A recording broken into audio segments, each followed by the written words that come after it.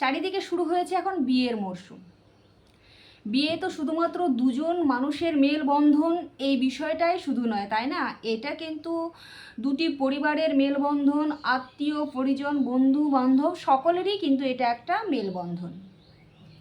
কিন্তু সেই বিয়ে যদি কিছুদিনের মধ্যেই বা কিছুদিনের মাথায় গিয়ে যদি আইনের দ্বারগোড়ায় দাঁড়ায়, তাহলে বিষয়টা কেমন একটা বিচ্ছিরি হয়ে যায় না?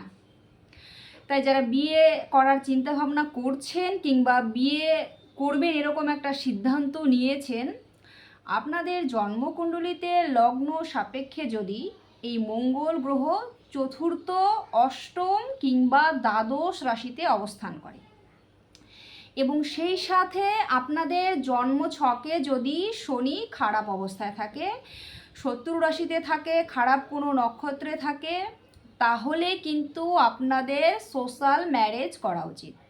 এক্ষেত্রে কিন্তু অবশ্যই রেজিস্ট্রি বিয়ে এড়িয়ে চলবেন, নাহলে কিন্তু ভীষণই একটা টাফ টাইম আপনাদের জন্য আসতে চলেছে। এটা কিন্তু ভয় ধরানোর কোনো ব্যাপার নয়।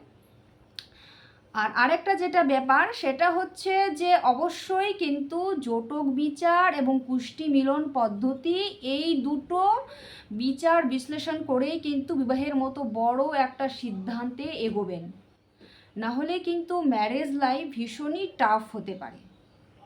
সকলে খুব ভালো থেকো, সুস্থ থেকো। জয় শ্রীকৃষ্ণ।